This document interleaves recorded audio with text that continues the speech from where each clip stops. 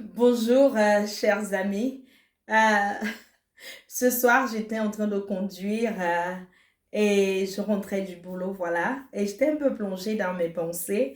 Et il y a quelque chose qui m'a vraiment fait rire et m'a donné l'idée de faire cette vidéo. J'espère que vous serez bénis. Voilà, ma sœur aînée a perdu son époux il y a de cela quelques mois. C'est pas une situation facile à gérer ou à traverser. Alors, elle était en train de partager certaines choses avec moi et puis elle m'a dit, tu sais, elle a vraiment, le Seigneur est bon.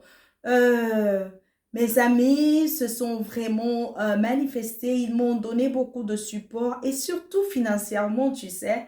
Et elle m'a donné une estimation du montant qu'elle a reçu. Voilà, j'ai dit, waouh, ouh. Et je ne l'ai pas dit ouvertement, mais dans mon cœur, j'ai dit, oh Seigneur, j'espère aussi être béni comme cela. J'ai donc entendu une voix en moi qui a dit, ah bon, tu sais pourquoi elle a été bénie de cette façon? J'ai dit, oui. La voix m'a dit, c'est parce qu'elle a perdu son mari. Ouais. Est-ce que tu veux perdre le tien pour avoir ce type de bénédiction? J'ai dit, non, non, non, Seigneur, non, non, non, je vais garder mon époux.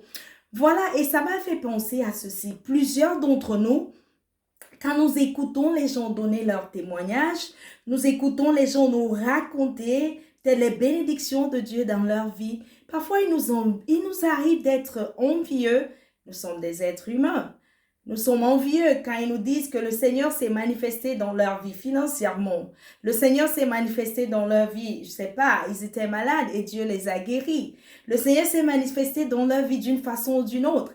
Et nous sommes jaloux, mais la chose que nous oublions, c'est que nous oublions ces moments de détresse qu'ils ont eu à traverser. Nous oublions ces moments de peine qu'ils ont eu à traverser et nous ne voyons que le résultat. Question. Veux-tu être malade pour expérimenter Jéhovah Rapha, le Dieu qui guérit? Veux-tu être dans une situation financière pour espérer Jéhovah Jireh, le Dieu qui pourvoit? Veux-tu être dans une situation de détresse pour expérimenter Jéhovah Shalom, le Dieu qui donne la paix? La plupart d'entre nous vont dire non. Et c'est vrai. Mais la vérité est que si nous voulons un miracle, nous devons nous trouver dans la position qui nécessite le miracle. Alors nous voulons tous un miracle, mais nous ne voulons pas nous retrouver dans la position qui nécessite le miracle. Donc je voudrais encourager quelqu'un qui m'écoute en ce moment. Peut-être que tu es déjà dans cette position qui nécessite un miracle. Je voudrais te dire de tenir bon, notre Dieu est fidèle. Quand je lisais Ésaïe 43, Ésaïe 43 nous dit que quand nous passons par le feu, nous ne serons pas brûlés. Quand nous passons par les eaux immenses, nous ne serons pas submergés. Pourquoi? Dieu a promis qu'il sera avec nous.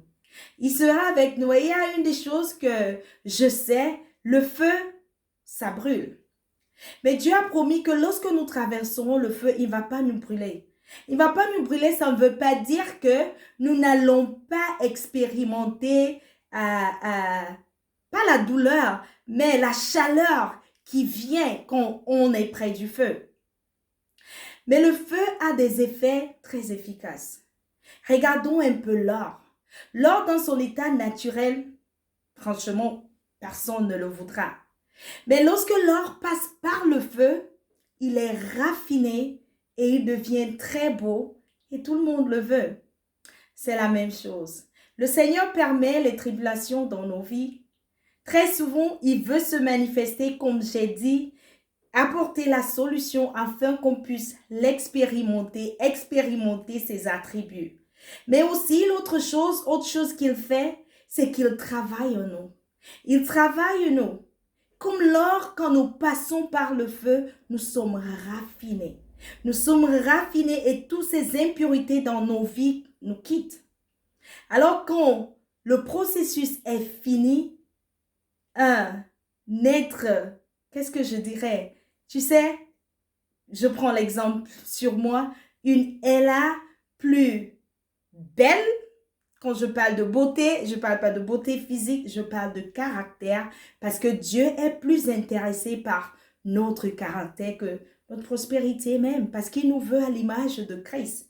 Donc, lorsque nous traversons ce processus, il y a un changement qui s'opère en nous et nous devenons des personnes qui sont à la ressemblance de Jésus, notre Sauveur, et parce que ça, c'est le but de Dieu. Alors, du courage, quelle que soit la situation que tu traverses, Dieu est fidèle, il est en train d'œuvrer dans ta vie et quand tu auras traversé cette période, quand son œuvre sera accomplie dans sa vie, un meilleur toi sortira de là. Pas seulement un meilleur toi, mais avec un témoignage que d'autres personnes verront et diront, je veux ça aussi. Que le Seigneur te bénisse. Bye bye.